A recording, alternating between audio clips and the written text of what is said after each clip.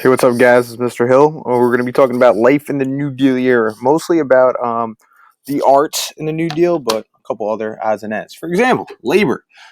Two major things you guys have done already with your charts. I just want to go in a little further detail. First one is the Wagner Act, also known as National Labor Relations. The big thing that came out of it was collective bargaining. This means labor unions have the right to sit down at the table as equals with their employers, something that the progressives were fighting for at the turn of the century. They finally made it into a law.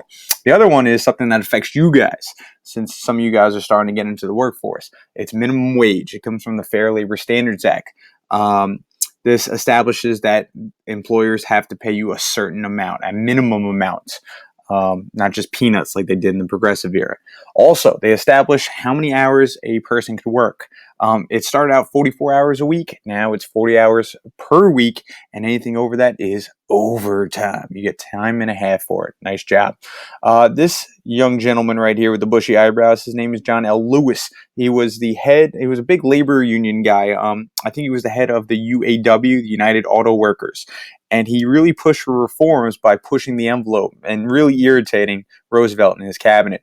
One thing that they did was at GM, they had the sit down strike, which meant instead of staying outside with picket signs and striking, they actually sat down right next to their machines so nobody could be hired to replace them and come and start doing work.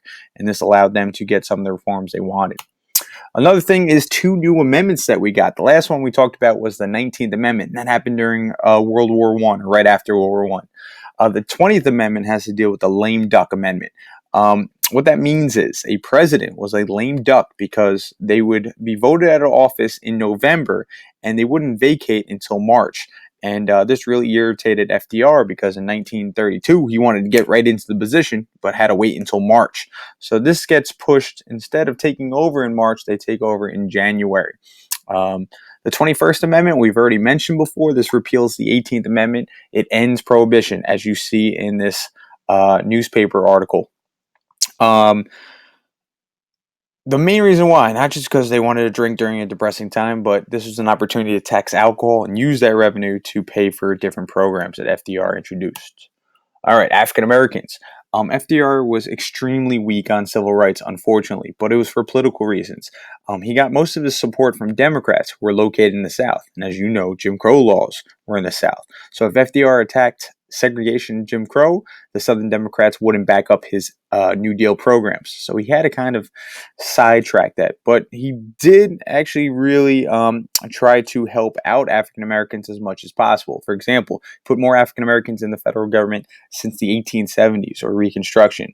And these people became known as the Black Cabinet. The most notable person was Mary McLeod Bethune, who was the head of the NYA, or the National Youth Administration. That is that lady right here in front of the Capitol building.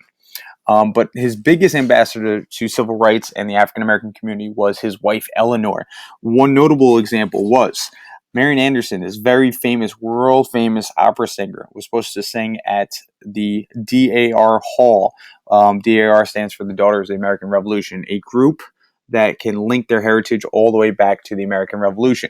This was located in Virginia, and with segregation looming, they did not want this African American talent to sing at their hall. So Eleanor, who was a DAR member, decided to revoke her position in the group and instead hold a huge free concert for Marian Anderson at the Lincoln Memorial. Why did she pick the Lincoln Memorial? You think about it for a second. You can't obviously click this link to check out her sing, but hopefully you open up another PowerPoint to click on it and see this amazing talent. All right, the art aspect of it. Federal project number 1. This has to deal with the WPA, which is the Works Progress Administration. You guys know it as a organization that built like public libraries and roads and other public buildings. But they also set $300 million aside for artists because they needed art during this time period, and there was a lot of unemployed artists. So these included writers, musicians, actors, artists, and even historians who did a lot of work during this time period. Two notable examples from our time period, or excuse me, from our area, is these two links right here. You can click on them and watch them. They're pretty interesting. Some local history and how the WPA affected our area as well. All right, photographers. we have Dorothea Lange, who captured life in the Great Depression to kind of inform other people, almost like a muckraker of sorts. Her most famous picture was The Migrant Mother. I've definitely shown this multiple times. This is her picture, a beautiful picture showing the troubles that this mother is facing while trying to support her children during the Great Depression. And just check out this picture and figure out what the irony is in it. All right, some famous films during this time period. Again, the movie theater was a place for people to kind of kick back and forget about all their problems. Some notable movies. I keep saying notable. Apparently, that is the word of the day. This is Mr. Deeds. You've probably seen the version with Adam Sandler, but the original starred Gary Cooper. Mr. Deeds Goes to Town. Who's this guy? Kanye Titta? Why the heck is he in here with that crazy haircut? Because he has a famous song called Gold Diggers, which is actually the name of a movie from 1933. And this is where we get the term of young women trying to marry rich people for their money. Down the bottom, we have the famous Marx Brothers, including Groucho Marx right here with his long cigar, crazy eyebrows, and long mustache. And the movie we all love, Wizard of Oz. Disney is starting to put out cartoons, especially Mickey Mouse, starting out in the 1920s. This one is Steamboat Willie. But a lot of people start watching cartoons during this time period. On the radio, very cheap form of entertainment. Families would gather around just like families do today around the television, and they would listen to sitcoms. It could be comedies. It could be dramatic tales like The Adventures of Lone Ranger. And they would even have like movie type things. For example, Orson Welles, a famous director and actor, he came on and he read from the book War of the Worlds, which, if you know, is an alien tale. Aliens invade the United States, especially actually in Jersey City, New Jersey. And so many people were freaked out by it, they actually were calling the police because they thought they were getting invaded by aliens. So you can check that out on the other PowerPoint if hopefully it comes up. Major literature, books. We have John Steinbeck, who wrote The Grapes of Wrath. You guys know him for the book of Mice and Men. That's this gentleman right here.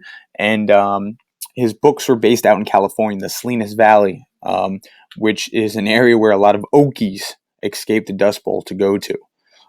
We have William Faulkner, this man from here, from the South, in this picture right here. His most famous works was Sound and Fury. A really interesting book if you can get through the first chapter because it's a little crazy.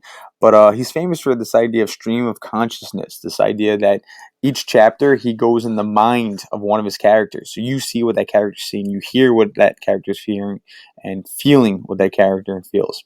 And Margaret Mitchell writes a book called Gone with the Wind, which becomes one of the most famous movies of the 1930s about Civil War Virginia, going through all these economic troubles. Sound familiar? Yeah, correlation to the Great Depression. And that is the movie right there with Clark Gable and O'Hara. And here's the clip. Hopefully you can find out what was so scandalous about this clip. Folk music, we have Woody Guthrie. This is this man right here. He went around the country writing songs paid by the WPA. His most famous one is This Land Is Your Land. You all heard it. You all sang it when you were in grammar school. Kind of an example of a folk singer today talking about the people's fears and hopes and stuff is our own Jersey boy, Bruce Springsteen, the boss. In terms of art, some paintings. We have Georgia O'Keeffe from New Mexico, who has the cow skull.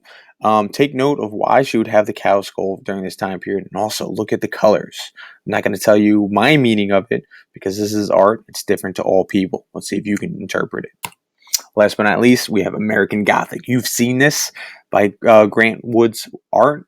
It's probably a meme that you've seen plenty of times.